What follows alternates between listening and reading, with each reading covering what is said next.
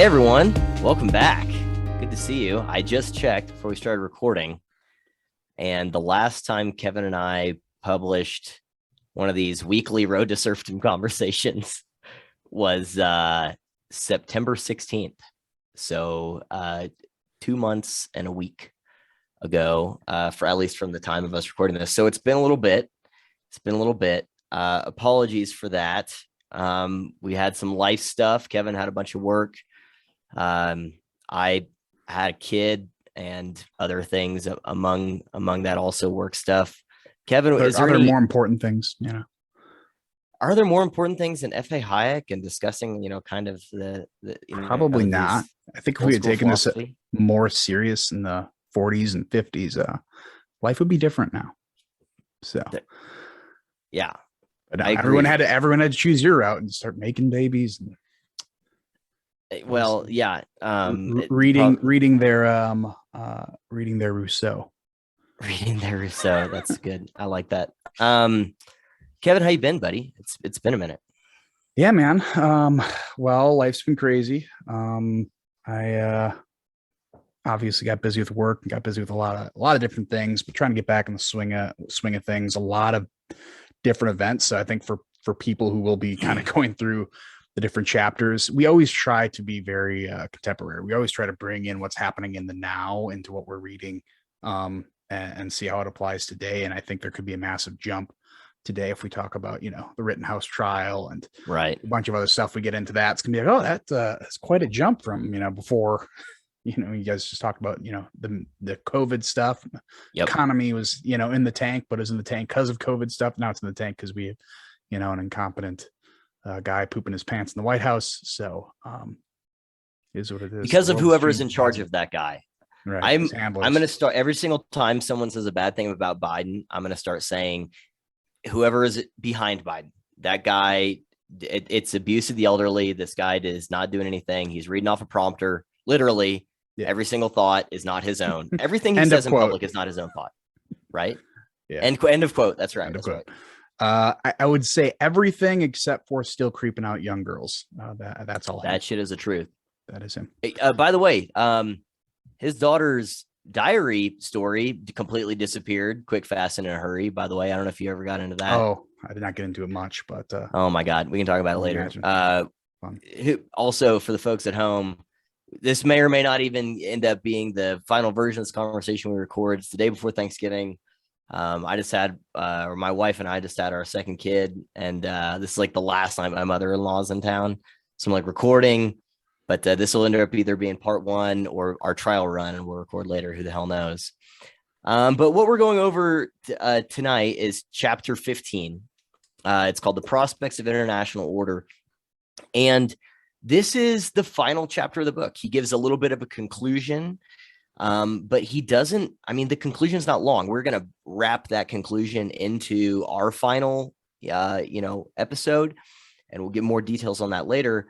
But this is kind of his final, Kevin, would you agree that this is kind of his final argument, the real final argument that's made in the book that's laid out, outside of that kind of brief conclusion? But it seems like this is his final, like, closing arguments almost. Yeah. And I think it's interesting. We went through, as we do, we put a lot of time in reviewing these chapters together, listening to them together before we do this. And the experience we had while listening to this chapter was interesting. The first time you and I listened to it together, it was like 2 months ago. Did we get anything from this other than like the final section? It's like, I don't think we got anything from this. Like, it was interesting, but would it be interesting to you guys for us to kind of rehash it here? And both of us were like, I don't know how much we got. Let's spend a couple of months off and come back, because I was totally in the plan, by the way. And then, we came back, this week, and we went through it, and we're like, okay, that section at the end, that small, few paragraphs at the end, we thought that was the most interesting, is now the least interesting, and everything else is super interesting now. Right. Now I'm reading this way different. And so, that's just the magic of some of these books that are dense with information. I've done that with Soul. I've done that now with Hayek several times. It's so dense with information, is you'll read it with new eyes if you take enough time between reading it the first time and the second time, and you'll pick up on new stuff, new interesting stuff, and how it applies today. Facts. Yeah, no, I thought that was fascinating as well. so before we get into that, like, just because there's a huge time gap between when we're releasing these doesn't mean there's going to be as big of a time gap between whenever people might be listening from chapter 14 to this one. So we'll do our thing that we normally do, which is give a summary of the last chapter. So chapter 14 is called Material Conditions and Ideal Ends, which is another way of saying like reality versus fantasy is really what it was. And so the first argument he makes in it is that he's going after, once again, the people who are trying to continue the wartime economy into peacetime. And he's contrasting like what that would look like under these idealistic, best case scenario, but also probably unattainable circumstances versus here's the actual reality we live in. Here's all the ways in which this would be a problem in terms of one, accomplishing what you want to accomplish, and two, like not growing the state in a way that's potentially dangerous. The second point he hammers home that I think is actually probably one of the main points of chapter 14 is he really digs into this idea of a collective morality, and he totally dismantles any, what is it? Disrupt and dismantle, right? That's the statement. He totally destroys any argument that collective morality works. And really, in fact, what it does is it creates this kind of societal bystander effect. And that as, this sense of individual responsibility to act and to do things and to help other people gets diffused into the sense of this collective morality, it ends up being totally counterproductive in that people become less moral, but because they support a government system that's supposedly doing all this moral stuff for them, it's not just they become less moral and they do less good things. They give themselves permission to do more immoral things because their sense of morality is artificially inflated. So there is no collective morality at all. And the last thing he ends this chapter with is something that stuck with me from the first time I read the book, but it's kind of a lament about the propaganda. So in war, especially like World War II, there was these like propaganda campaigns of like dropping leaflets in different places and like trying to convince the other people on one side like why their ideas and why their side is wrong. And it's just to try and either convert or demoralize your opponents. And one of the things he says at the end of chapter 14 is he's like, a Nazi very well might come to the conclusion that their way is wrong, but they won't reach that conclusion by listening to us, because our propaganda is trying to convince them to, adhere to a system, to convert to a system, liberalism, that we're either attacking constantly. We, as the liberals, in the good sense, when you hear liberalism, think, the opposite of what you think a liberal is today. Like it's really more like libertarianism or really kind of conservatism in a lot of ways. But he's like, we're constantly apologizing for the system or attacking it. So why would we ever expect to convince someone that this is the way that they should choose, or that, we're trying to find compromise between their system and our system? Like, it's just not going to happen. And so that's, to the best of our recollection is the summary of chapter 14. But Kevin, why don't you open us up with chapter 15, the prospects of international order? What's that quote at the beginning there? Sure. And real quick before, just to make a little comment on that great summary you just did, I do think it's important to note that Hayek waited until a few of the last chapters to really invoke Nazism. He didn't really talk about the Nazis that much throughout most of this book. And you'd think someone who's trying to scare people away from collectivism would invoke that scary buzzword that is Nazi in there. And he didn't. He really went. He does it very sparingly throughout the whole book. He does it. He goes line by line to show you the facts before he gets to, okay, here's what these evil people that everyone knows about did and why it's not so different as what we could end up doing as well. So I do think that's important, because you talk about Germany and the Nazi, and he went through a good kind of a history lesson a few chapters back. But I think it is important to note he didn't invoke Nazism throughout this book. This book is not just a repudiation against Nazism, and the book was also before we saw a lot of the horrible things that came out of the Soviet Union. So he really goes to the facts in this book in a way that you don't have to use scary buzzwords. To reinforce what you just said.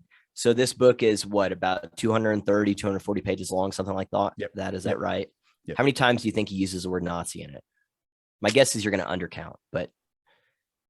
Yeah, man, like the actual word Nazi, and not in footnotes, because he does a lot of the footnotes to cite stuff, man. I'm thinking like 20 times, maybe. Yeah, 51. In the whole book, including footnotes, the word Nazi is used. So, that's like really that's not that much. It's like once every 4 pages, right? For a once book every written 4.5 in what, 43? End of 43, 44? Released in at that time, but it was written all throughout the 30s and into the early 40s. So really, for him to only mention it maybe once every 4.5 pages is pretty good, actually. And anyway, like I said, that distribution is at the end of the book, not really exactly the first 12 chapters. He didn't say it once. But yeah, so to jump into this chapter again, chapter 15 is the prospects of international order. Talks about something that's a little bit different, something that he doesn't talk about a lot in the book, but the way he expands it out here is again why, and this quote here does a great job of diving into, I would say, the soul of this chapter, but not something you notice until you finish it. And then when you reread it, you reread it differently. So he quotes Lord Acton again here, and it's quote, "Of all the checks on democracy, federation has been the most efficacious and the most congenial. The federal system limits and restrains the sovereign power by dividing it and by assigning to government only certain defined rights. It is the only method of curbing not only the majority, but the power of the whole people." So I think this is a great quote that makes a lot of sense at the end of the chapter. We saw, this federalism word does not pop up very much in this chapter until toward the end. But if you keep it in mind, if you keep that idea in mind and start comparing this federalist idea, the idea of dividing power, I think that's such a powerful phrase in there, dividing power. If you keep that idea running in your head while you're reading this book, reading this chapter, it makes so much sense throughout the chapter and what he's trying to set up. And what he's contrasting that with. Exactly. Right? What he's contrasting that with. Okay, so that said, he opens with that great Lord Acton quote, but then he has this kind of assertion statement at the very beginning of the chapter. And honestly, it wasn't until going back through it earlier today that I was like, oh, this is important and worth mentioning. But this is one thing he says. He says, "In no other field has the world yet paid so dearly for the abandonment of 19th century liberalism as in the field where the retreat began, in international relations. Yet only a small part of the lesson which experience ought to have taught us has been learned. Perhaps even more than elsewhere, current notions of what is desirable and practicable are here still of a kind which may well produce the opposite of what they promise." And so, that feels a little bit vague. It's what's he talking about? And really, it goes to what Kevin just got into with that Lord Acton quote here.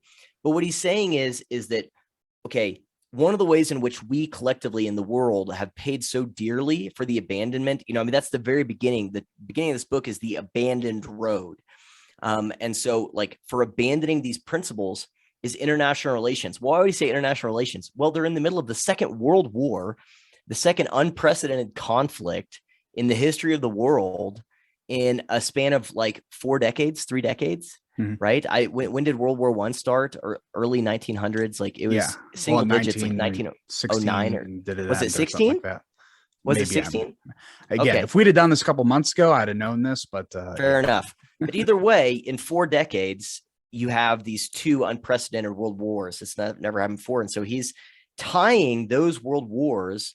I think you're right. I think it is in the teens is when Franz Ferdinand. Anyway, he's tying those to this socialist ideology and the abandonment of liberalism. And so he's trying to make the argument that this conflict and just the circumstances in which conflict is bred, or circumstances that are conducive to conflict, is directly related to this ideology being embraced by countries and what it does to these countries nationally. Because he talks about, and I don't think it was the last chapter, but chapter before that, he talked a lot about how this breeds a sense of nationalism and this isolationism. And so there were people during Hayek's day who were getting into, well, what if we just did this internationally? What if we just did international socialism, right? Just expand it out. And we'll get more into just the implications of that scaling. But he's addressing that here too. And he's saying look, this is always going to breed conflict. And we're seeing that here today. So he's making a pretty bold claim here by saying the two most the events that define this century and going forward that still define the time we live in today, World War I and World War II, are directly tied to this ideology here. Anyway, and I think he's also teeing up that how he'll get into the federalist idea later. But another way he kind of unpacks that idea is he says economic transactions between national bodies who are at the same time the supreme judges of their own behavior, who bow to no superior law, and whose representatives cannot be bound by any considerations but the immediate interest of their respective nations, must end in clashes of power. And so he's saying it's just one more way of saying, like, this breeds conflict, whether it's internally or externally. It doesn't matter how you try to scale massive centralized power that, like, and I think this is a great summary of what these people are trying to create, right? Supreme judges of their own behavior who bow to no other law. Like, that's what these planners are. That's what these authoritarians are. Whenever you either have that on a national scale or a bunch of countries who are all embracing that ideology, it's going to end in conflict, and you're going to lose all international relations as a result of it.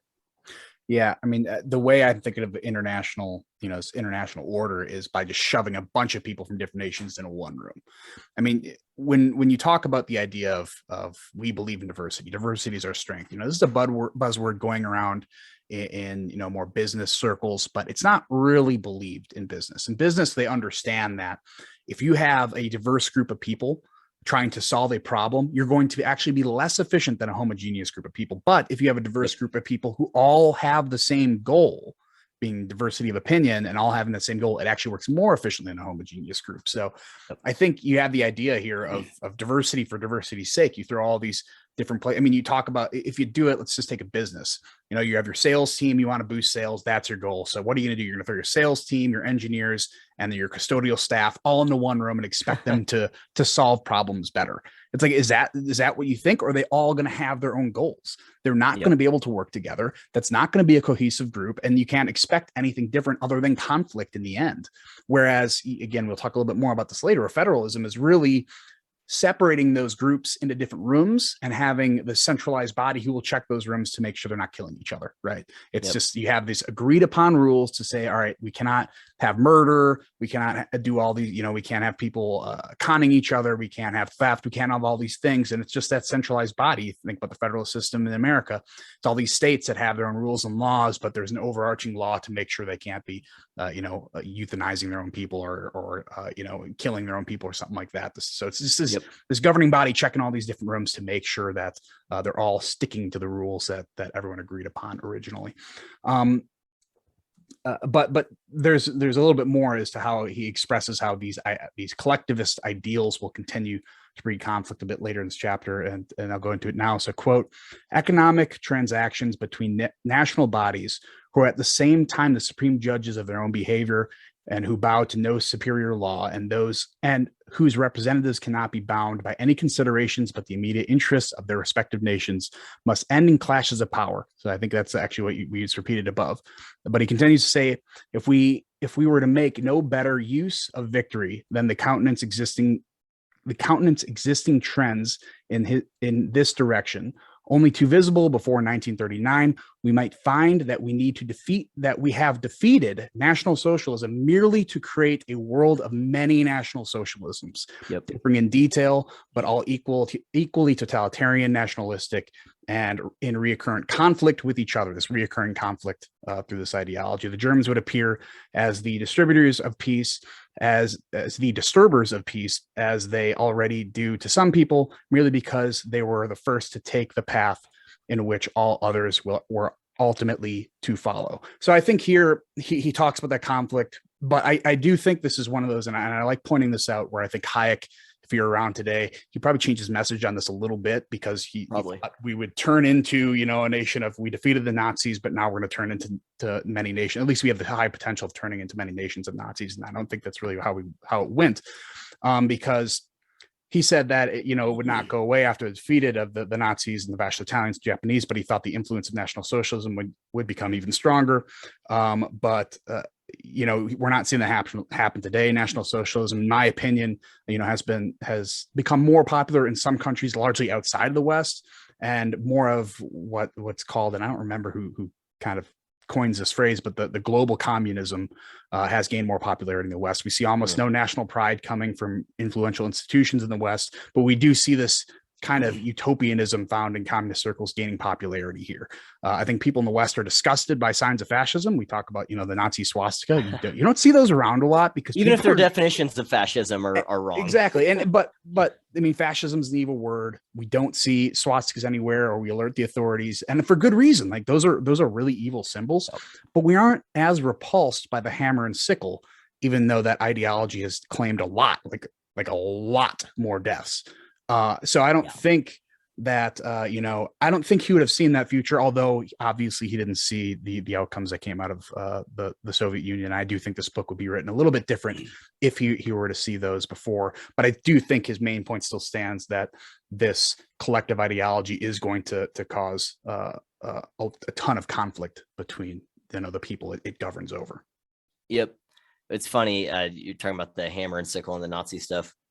So there's this game that I play called Fallout, and they release the one I play specifically is Fallout 76, and they release these like bundles of stuff of like skins and stuff you can build in your camp, and they've released like multiple bundles that are like it's communist bundles, because communists were like the main bad guys because this takes place after like some thermonuclear war destroyed the earth.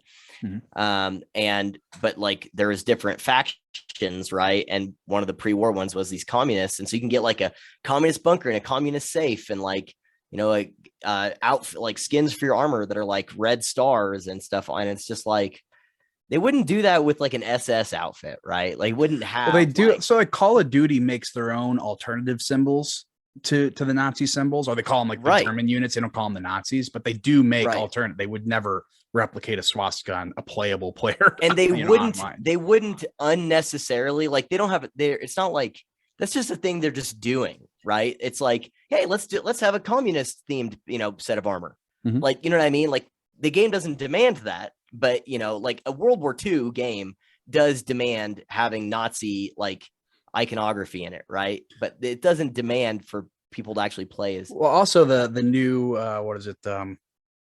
Black Widow? No, Black Widow, the movie. Like her father, whomever it was was prideful of being Russian and being Soviet and believed in communism and all this stuff. And it's like, I get it. It makes sense. It makes sense historically to have him that way. But imagine like if Black Widow is German, I don't think they would have their father being proud of Nazism, because it's just it's more repulsive to us because we know the evil of Nazism, but it's less repulsive to us if it's the Soviet Union, because it's like, oh, we understand it's his time, and maybe some of their deals are not that bad. I guess starving people is just more palatable than gassing them. I don't know. And also what you're more talking about there, right? What you're talking about there, like about the many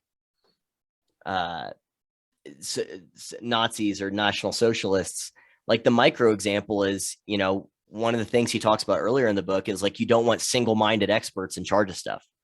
Right. Because like when you're giving the example of like the engineers and the custodians and sales staff, whatever, like they all have different goals. And like, you don't want these single-minded experts who have one goal in charge of stuff, because it's going to conflict with a whole bunch of other people's desires. But anyway, one of the quotes here that I really like, that there's a few quotes in this chapter. There's some of these in every chapter, but there's a few quotes in this chapter that I'm like, man, these are really good. That if I was going to make like a summary of some of the thoughts of this book, these would be one of them. And this is one of those quotes, maybe one of the two or three. So he says, many kinds of economic planning are indeed practicable only if the planning authority can effectively shut out all extraneous influences. The result of such planning is therefore inevitably the piling up of restrictions on the movements of men and goods. And so, like, what's another way of saying that's the restrictions of freedom, where you can go, what you can consume, and that includes ideas. That's what chapter 11 is all about, right? It's like restricting access to any ideas that might contradict or undermine or delegitimize the plan or the planners. You can't have critiques of the plan or the planners in there. You can't have alternatives to the of the plan being submitted to the people. Everything has to support the plan. And so this is about restricting people's access to stuff, restricting their freedoms, and restricting like their movement. Does that sound familiar? Today we're seeing a lot of, attempts at restricting the movement of people using, certain passports, for example. So again, choice must be removed. Competing ideas must be removed. Hayek also alludes to the managerial revolution during the quote that Kevin read earlier. There's a footnote, and he's like, if anyone's curious about this, read James Burnham's The Managerial Revolution.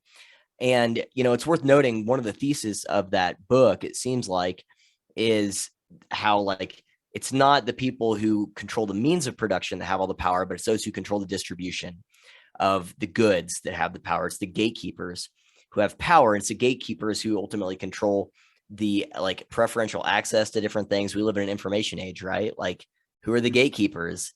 Twitter, Facebook, Google is a big one, right? YouTube, like these algorithms, we know all these gatekeepers do not act in a way where they, put all ideas out there evenly. Like, they clearly support and promote and give preferential access, to use Burnham's term that Hayek references, that they give preferential access to stuff. And so we're seeing like these gatekeepers of these things gain more and more power and control more and more aspects of our life today than they did a decade ago, 2 decades ago, 3 decades ago, et cetera. And so that really is, that's happening today. That idea of restricting movement and access to goods is happening today, especially if you conceptualize information as a good or as a thing that you need access to. Like, those are clearly being restricted by the gatekeepers. Yeah, the sweet irony of the ability to access more information than we've ever had in human history. It's so close, but not attainable unless you say the right stuff, unless you are approved by those gatekeepers. And a lot more access, a lot more information is accessible to people, but a lot less information is given to the general public.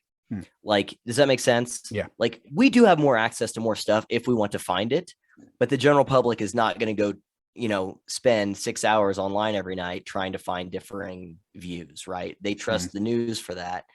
And so while there is more access, what is being distributed through the traditional means of distribution of ideas and information is clearly being narrowed. That's that kind of almost that Overton asymmetry we've talked about before. But so sorry to cut you off there. No, that's a good point. But when I read that quote, and you have to effectively shut out all extraneous influences in order to kind of meet the plan. To me, this always goes to the part where every planner who has to sell their plan to the general public must make the plan simple enough to allow them to follow it easily and buy into it. So the simplified plan is easy as a kind of a cause and effect simple variate analysis, where the perfect solution only provides only benefit with no trade-offs. So it's just really easy solution. It's like, oh, we just do this, problem solved. So it's as simple as A equals B, where the problem is A, B is the solution. But they'll find out through trying to create a solution for this problem that the results never end up quite where they want it to be. It always falls short of that goal. So they always must account for more variables and control those variables in order to get closer to the proposed goal. So, I think a lot of this back in engineering school, when you're trying to figure out a very complicated problem and you said, okay, what do you need to do to get to the solution to make sure whatever system you're creating works in application. And your freshman year, they give you examples, and let's put it as equations, like A equals B.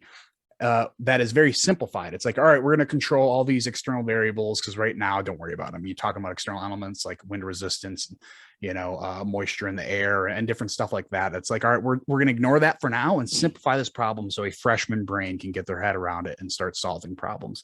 But as you go further, as a sophomore, junior, senior, graduate school, they expand those equations to account for much more variables. This equation that started very, very small and simple now gets expanded very, very wide, because in reality, you have to account for a lot more than just one thing to try to get to meet your end goal. So I think the same thing comes here is when you control those variables, it's not A equals B anymore. It's A equals B plus C. And then they'll find out, okay, we need to complicate this more because we need to actually get to this true solution. So now it is A equals B plus C plus D, and so on and so forth. But every single variable they add on to there and control is another variable in your life that they need to control. So, an example of like solving poverty, it's you can't just give money to the poor because it's not going to work, because that's not going to solve the problem that got them into poverty.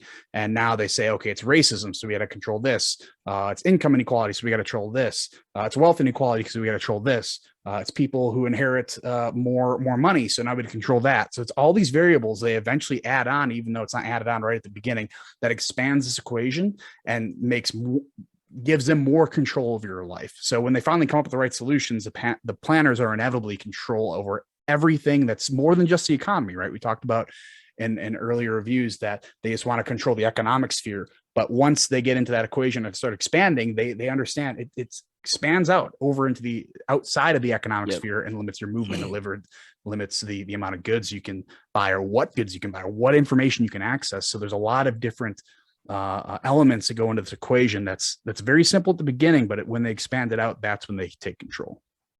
Yeah, I mean, well, there is the question of, are they actually, is the output or the end result of what they tried, the thing that seems like it didn't work, did it actually not work, or did it just not work according to the formal explanation they were giving? Is it Obamacare? Like Obamacare, I think, is a really good example of this. Obamacare was literally created to fail. It was meant to be a solution. It was meant to be a failure that pushes you to the solution they want. Exactly. That's right. And so that's where you get to that another Burnham work, Machiavellians, where he talks about how there's, in modern politics, there's always the formal meaning of a proposition or idea or conversation, and the formal solutions that are given. And what those formal ideas or meanings or solutions, they're only there to mask the real meaning or solution. So, it might be a conversation, the contemporary example I give is, it's a conversation about climate change, and we must act to stop climate change, when the real conversation is who gets to decide what energy we use, and, how that's regulated, and like who's going to make money off of what's going to power the planet. But, really what you're talking about there, where you're adding all of these things, it reminded me, whenever we were talking about this the other night, of like whenever my wife, because we just had our second kid, a little over a week ago, whenever she was researching childbirth stuff, one of the things she discovered was this thing that people call the cascade of interventions, and how it's like the minute you do this one thing that they might suggest, then it leads to, it's like, oh, well, then that has this side effect, and so we have to, give you this drug or do this thing, and then, oh, that has this effect, or they compound together, so now you have to do this thing. And so there's this cascade of interventions, because one thing leads to another, leads to another, leads to another. And it's like the initial intervention was only to address this one thing, but now on down the line, you have all of these things you have to address and that you have to account for, and these additional risks that are piled on because of this cascade of interventions. And it creates just a more and more complex situation. And the more complex it is, the more things can go wrong, because like you said, there's more variables. It kind of made me think of just the hubris. I'm not talking about necessarily of the medical stuff now, but so much of this book, we learn the collectivist ideology is just rooted in hubris. And, reminds me of, I remember watching this is a couple of years ago, watched this video where they were talking about, actually, this is a Russell Brand video. Russell Brand's gotten pretty based, and this is one of his like early, I'm getting based. Huh? He's on Locals now. Is he really? Mm-hmm. Doubly based. And so, but that's really cool. I didn't know that. But he made this video talking about like rare earth theory, and how, in the, was it 60s, late 60s, early 70s, when SETI was launched, the search for extraterrestrial intelligence, we thought that the circumstances that created our Earth, it's like there was like 3 or 4, that were necessary to create this planet, randomly. And they thought, well, we're going to find, intelligent life out there. It's some, any minute now.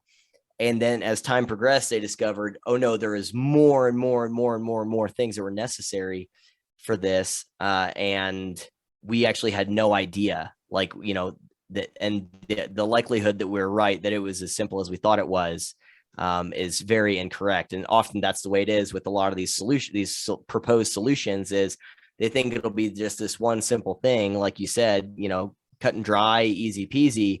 And it's actually, no, it's a lot more complicated than you thought it was. And the reason you thought it was simple was probably rooted in naivete, or more likely just arrogance. Yeah. That's how it was sold to you. I mean, you have to sell a plan to the general people, and you can't sell a complicated plan that requires a right. degree in economics to understand it. So, but as we get into, sometimes the people selling this plan are naive themselves. Sometimes these people are actually horrible people, and we can see how that turns out. But I think either way in the process, horrible people will take over. But we'll get into that. So Hayek continues by mentioning that there are those who believe national planning fails only because it leads to nations warring against each other. Proposing the idea of international economic planning seems like a solution that might better navigate those dangers, but in reality, it only increases the inevitability of coercive force. So he quotes here, but as the scale of economic planning increases, the amount of agreement on the order of ends decreases, and the necessity to rely on force and compulsion grows. This is one way conflict is bred, through planning, be it national or international.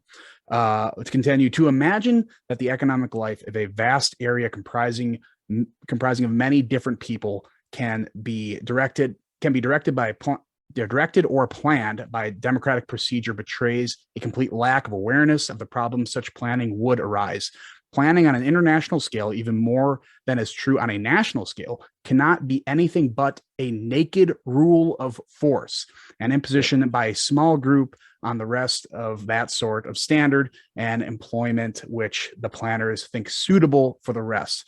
So here I think planners are either, like I said before, naive or dishonest in their assumption that scaling up into a larger problem will help find solutions to society's problems, rather than the more obvious conclusion that scaling up will only result in scaling up the problems. To me, I kind of think of this, I always say we all know these people, at least I know plenty of these people. They're two people. Their lives are a wreck. Their lives are always chaos, they're always having problems, they're always complaining, like, why is my life always in disarray? And then that person meets another person who's the same way, and those people are like, I have a good idea, let's get married and our problems will go away. And I think that's gonna balance the chaos. Exactly. It's like that is an example of scaling up. Those two people who haven't figured out their lives yet doesn't mean they don't have a chance or can't eventually.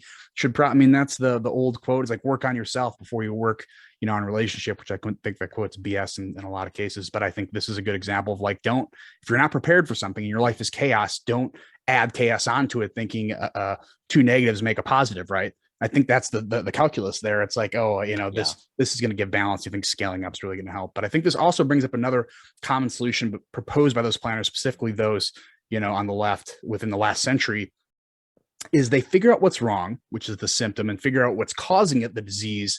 And then they attempt to eliminate the symptoms by strengthening the disease.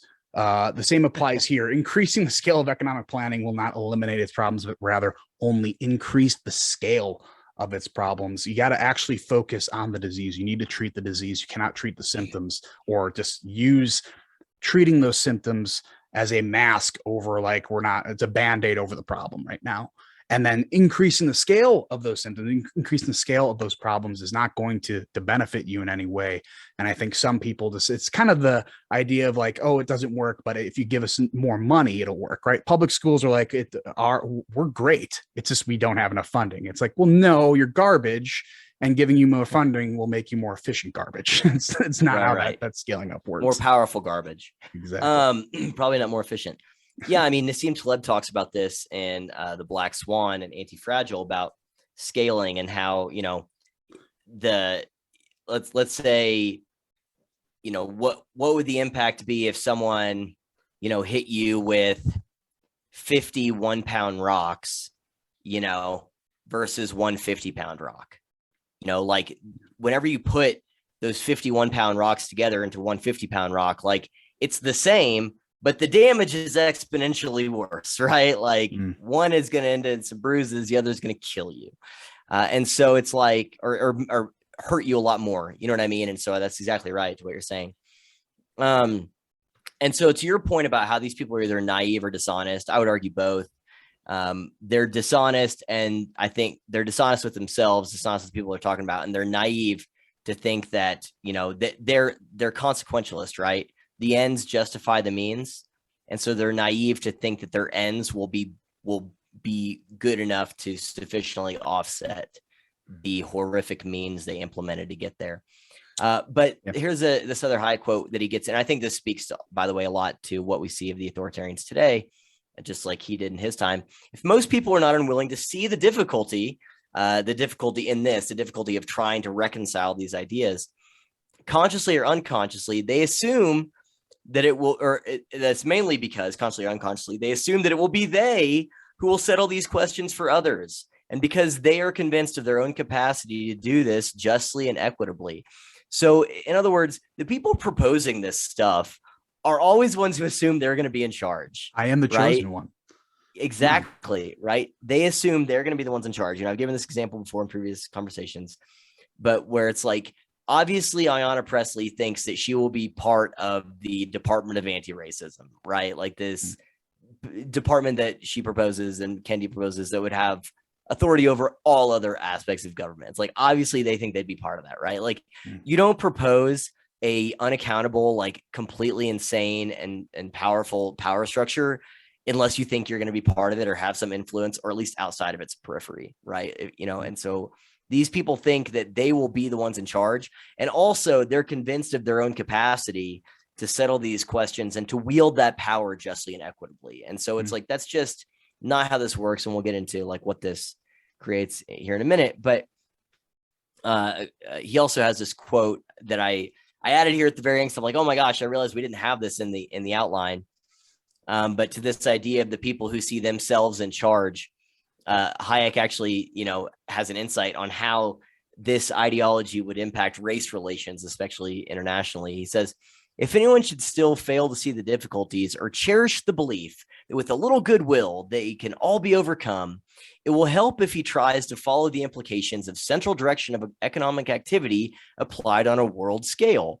Can there be much doubt that this would mean a more or less conscious endeavor to secure the dominance of the white man and would rightly be regarded by all other races as such?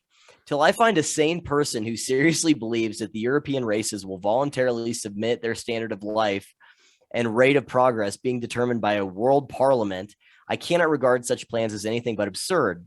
But this does unfortunately not preclude that particular measures, which could be justified only if the principle of world direction were a feasible ideal, are seriously advocated. And so he's saying like, look, these people are assuming they'll be in charge. And if you look at who are the people proposing it, at least in Hayek's time, it's all a bunch of like rich, white, like upper class people. And so the idea that they'd be in charge is creating like this white supremacist power that would rule the world. And the rest of the world would rightly see it as that. They go, wait a minute.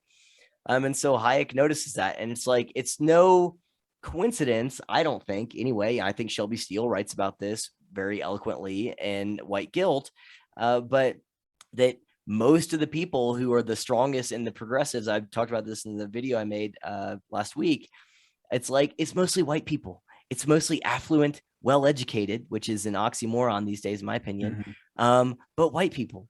And so it's like, they're the ones advocating they should have the power. It's like, there's that hilarious video of whenever they're deciding who is going to be the next DNC head for, this is from like 5 or 6. Do you remember this? And there's a white woman up. This is one of those things, like, we don't live in serious times. It's like a white woman saying, my job is to tell other white people to shut up. And it's like, there's other black people who are also running to be, the DNC head.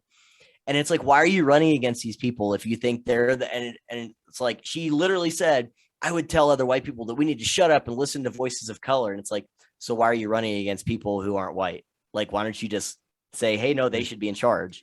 It's like, because of course they don't think that they shouldn't be in charge. Like, those white progressives think that they should be in charge, and they're the ones who are the proper voice for those other people. Or it's, I would say, even worse, because you take the recent complete elimination of test standards in California. Right. I don't remember if it's getting to high school or getting college.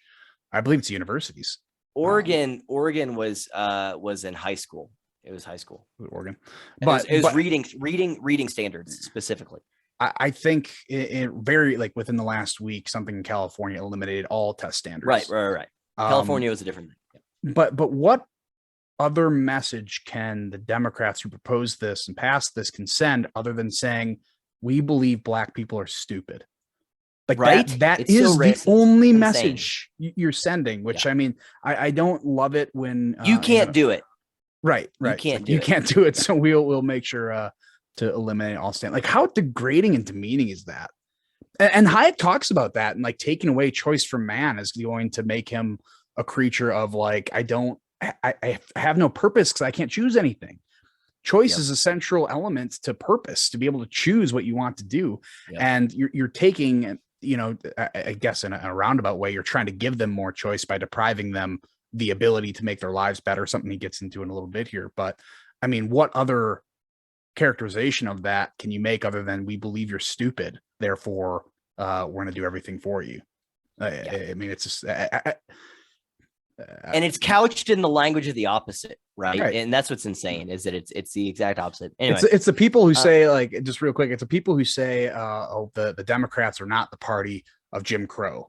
You know, I when people say the Democrats are still the party of Jim Crow, or, you know, even I made the joke is the Republicans took away your slaves, that's why you're so mad. You know, I think it's sometimes very unfair to say that the current day Democratic Party is the party of Jim Crow, is the party of slavery. But when they do stuff like this, it's like you're doing the party of same things with just and you're reversing the context to accomplish the exact same thing. So I don't see. I mean, that's what those separate graduation ceremonies for different races and separate dorms for different races. Like the left specifically are the ones implementing segregation actually, like not hypothetically, actually, and making policies that imply that Black people are stupid and can't do it. It's like there is nothing more evil or racist than that. Period. So anyway, so here's where Hayek kind of gets into the moral implications of assuming some of this power. And he says, quote, to undertake the direction of the economic life of people with widely divergent ideals, that's what Kevin hinted at earlier, and values, is to assume responsibilities which commit one to the use of force. So if I'm going to try and direct all these people's lives who all have different values and ideals, I'm committing myself to the use of force. It is to assume a position where the best intentions cannot prevent one from being forced to act in a way which to some of those affected might appear or must appear highly immoral. So it's saying it doesn't matter what your intentions are. Whenever you are put in a position where you have to use coercion, you're going to look immoral to the people who are being coerced. This is true even if we assume the dominant power to be as idealistic and unselfish as we can possibly conceive. But the standards of decency, but how small is the likelihood that it will be unselfish, and how great are the temptations? I believe the standards of decency and fairness, particularly with regard to international affairs, to be as high, if not higher, in England than any other country. And he goes on to say, yet the alarming thing about these suggestions is not that they are made, but they are made in all innocence and regarded as a matter of course by decent people who are completely unaware of the moral enormity which the use of force for such purposes involves. So, and we've talked about this in previous discussions and in previous chapters, but he again hammers it home here, where it's like the larger the group, the lower the standards for consensus have to be. And it's the harder it is to get consensus. And if you can't get consensus, you have to use coercion. Coercion means force. And the people who do not agree with you and are being subjected to that coercion, they will say, this is immoral. This is messed up. You're removing my freedoms. You're forcing me to do something I don't want to do. I don't agree with. And so, you know, one of the themes of this book is planners will always have to choose between failure and the immoral use of force and coercion every time, because that's what the system necessitates. That's why their intentions are irrelevant, because the system necessitates that. So anyway. Or I think of, you know, very unpopular things the current administration is doing, but they can cite some poll somewhere taken somehow that manufactures consent, saying most Americans believe this is right. It's like, where did you get that from? And how did you pull them? And what questions did you ask? We pulled white people in the highest income bracket in San Francisco. Yeah. Do most people hate racism? Yes. So CRT is not taught in schools. Where? How? Where did this come from? Yeah. It's that manufactured consent. Something I think he actually believed. Something that Hayek referred to earlier is to manufacture this stuff instead of or coercively force people to believe in this stuff. But exactly, you know, as the chapter a few chapters ago, says this is how the worst get on top. It can start with a naive person, but eventually, once the train's left the station, a bad person's going to hop in and the head train and take over, because that's inevitably what's going to happen. When you build a system that breeds corruption and chaos, you can't expect anything else to happen. But Hayek does continue by making that assertion that the system makes it impossible to act morally. So he says here, quote, "What these dangerous idealists do not see is that where their assumption of a moral responsibility involves that one's moral views should by force be made to prevail over those dominant in other communities, the assumption of such responsibility may place one in a position in which it becomes impossible to act morally. To impose such an impossible moral task on the victorious nations is a certain way morally to corrupt and discredit them.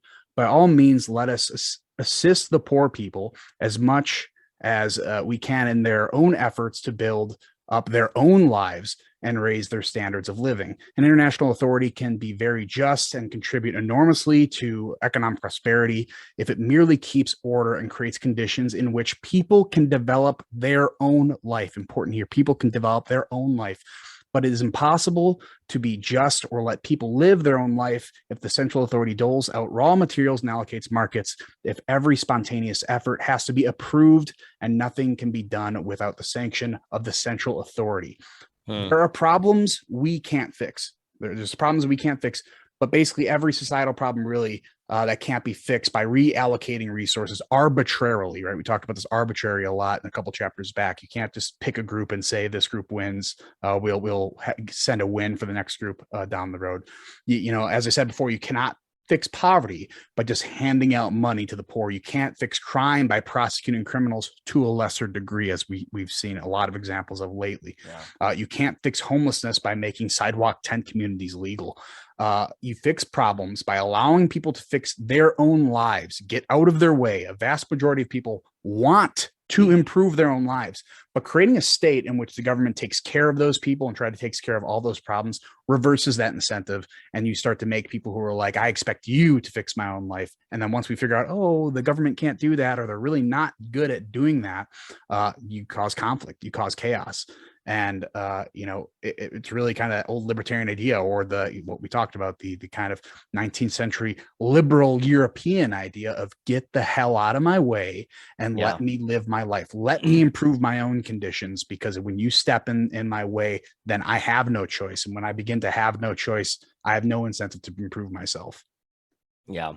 What's funny is that anytime you see in like a movie or a TV show, whenever someone is given a bunch of power and they try to wield it, even with good intentions, it's the episode or the movie is always about the unintended consequences of them wielding that power, right? Like you got a movie like, what was it, Bruce Almighty, right? He's given literally the power of God. And just in like going about his day, and doing stuff, he like almost causes the apocalypse basically, right? Like, because that much power can't be wielded by one person. You just can't take in all of the different factors. And, whenever he talks about like it's how it's impossible to act morally when you assume this big responsibility, the reason for that is if you were to say, like, what's the opposite? Acting morally is, like you said, to get out of people's way and to allow for the maximum amount of freedom for people to decide their own stuff. But whenever you assume this huge responsibility of this one centrally directed plan, you have to reduce the freedom of choice of other people. And if you want to mitigate their desire for choice, you have to reduce their information and you have to implement propaganda and all this other stuff.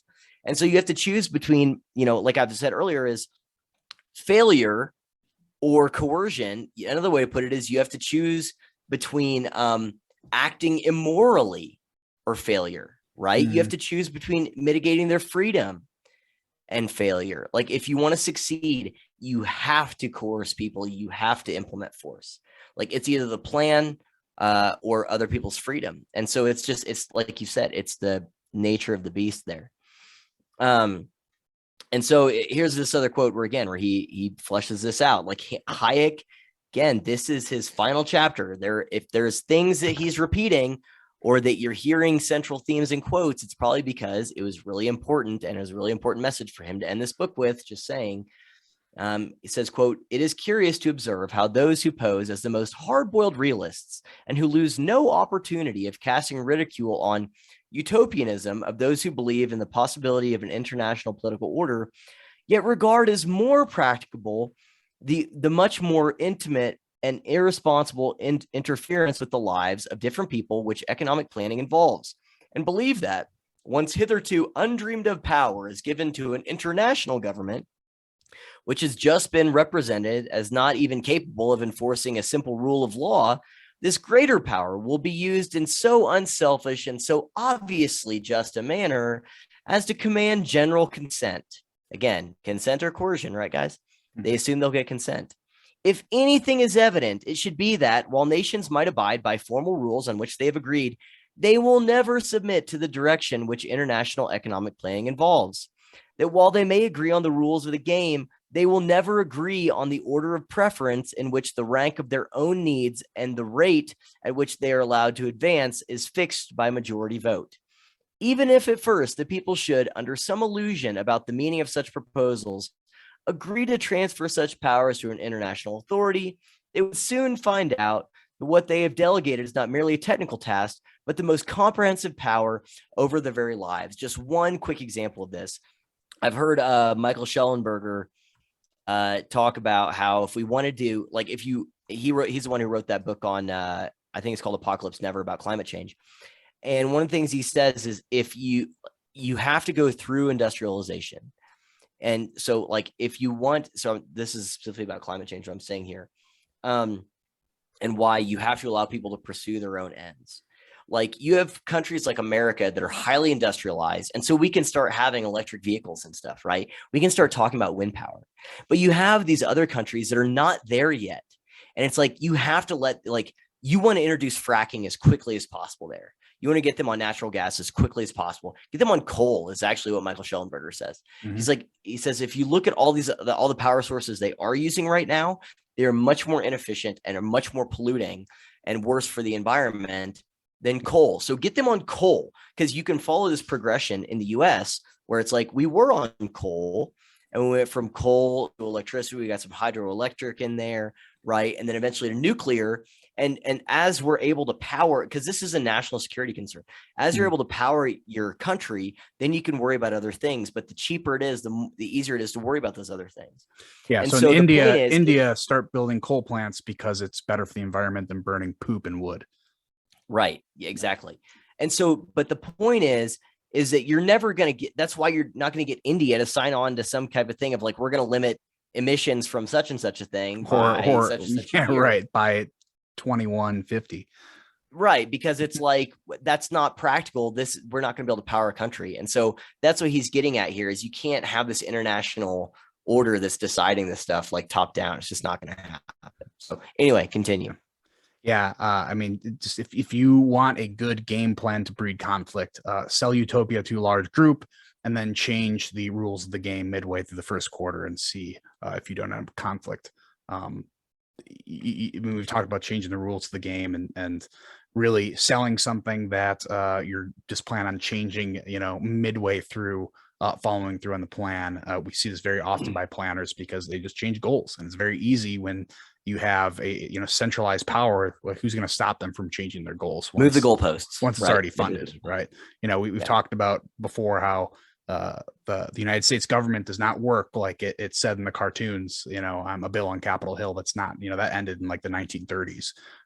It now works where Congress is a funding mechanism for the bureaucracy, effectively. And like, who's going to stop the bureaucracy? No one can, because at least democratic figure is in charge of those bureaucracies.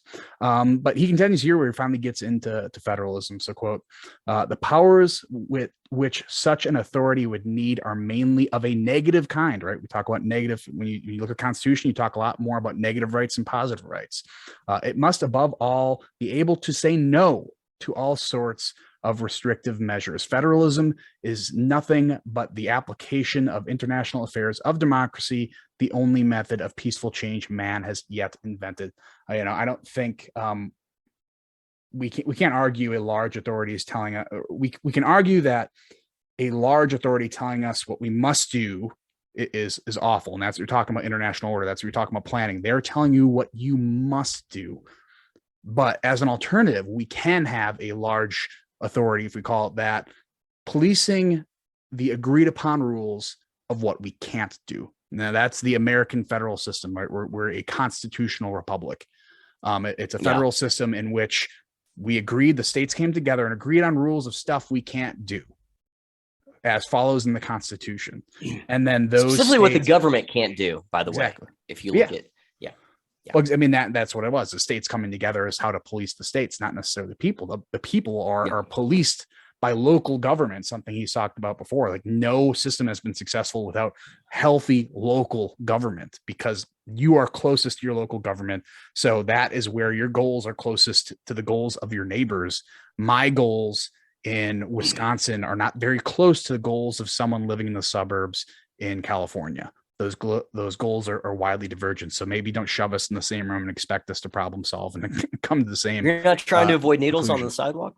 No, I'm not. I mean, it's basically an engineer with the custodial staff trying to figure out a sales problem. Like, it's not, you don't put those two in the room together, but you can police those rooms using the same set of rules. And that's what we must do here. So the alternative is to create that large authority that polices those agreed upon rules that did not change midway through the game of what we can't do. Or a federation of a large authority, right? So a federation of authority. I mean, that's what he's getting at here. And that's what, we talked about at the beginning, is that he's now kind of highlighting, he's contrasting, like he's spent, I mean, this is actually a pretty long chapter relative to the other chapters in the book.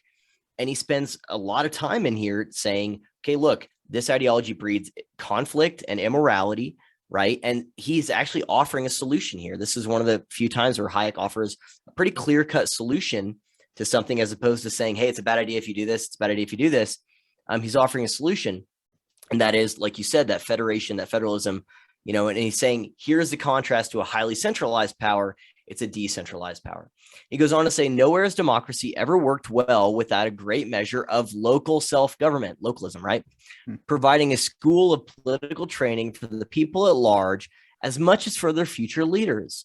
It is only where responsibility can be learned and practiced in affairs with which most people are familiar, i.e. their immediate surroundings, where it is as the awareness of one's neighbor rather than some theoretical knowledge of the needs of other people which guides action, that the ordinary man can take a real part in public affairs because they concern the world he knows.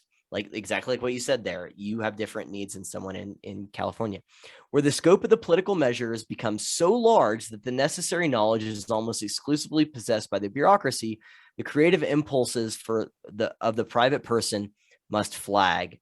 And so, he's saying, like, look, you know more about what's in front of you than what's not.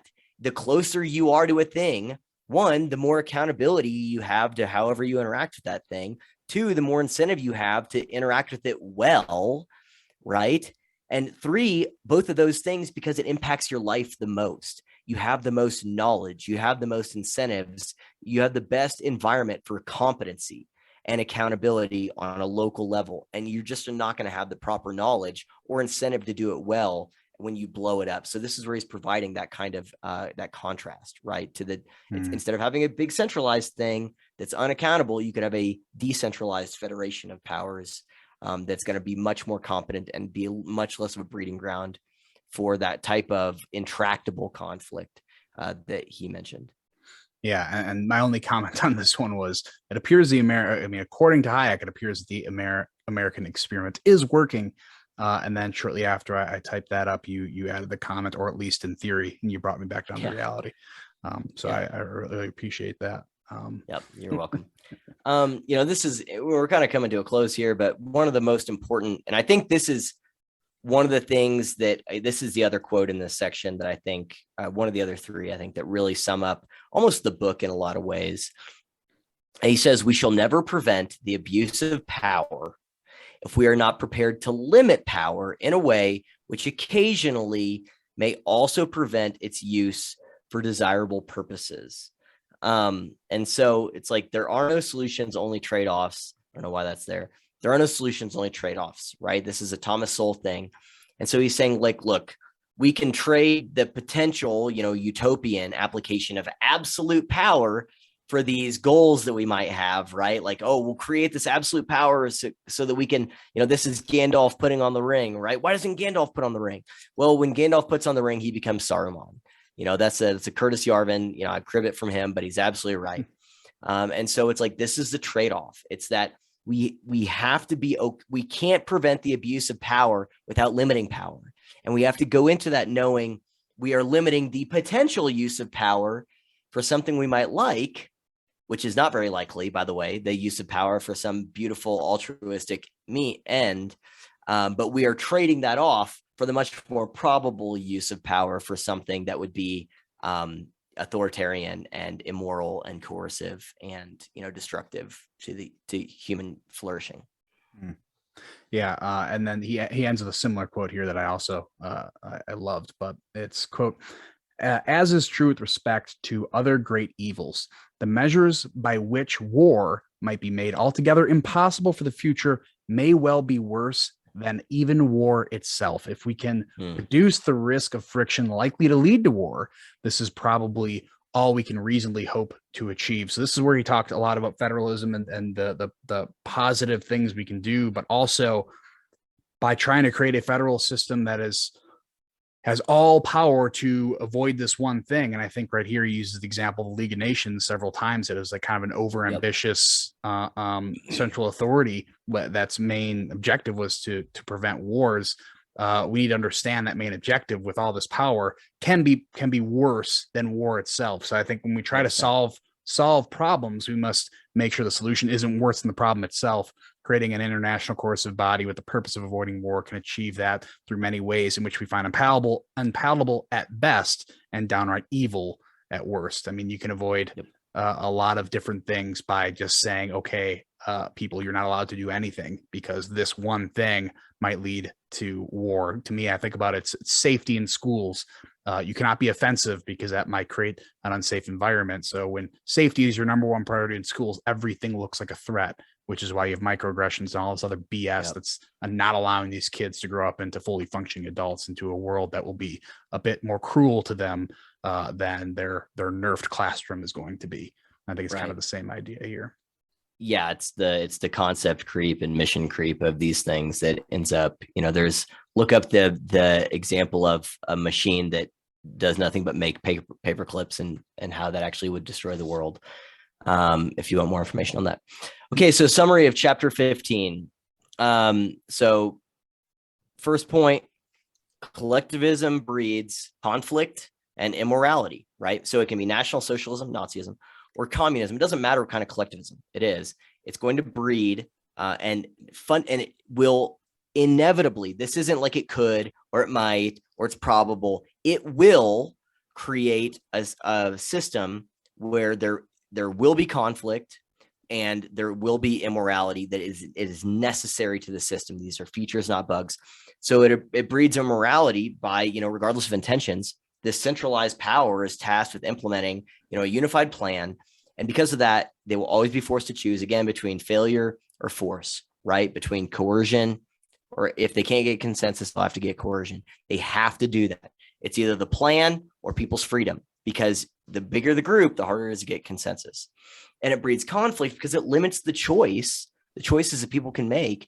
And it favors one group's or preferences or needs over every other group. And so once again, when you expand it out, the larger the scale, the more you scale it up, as Kevin talked about earlier, the more you scale it up, then the more factions there are and the more needs and the more like interests there are.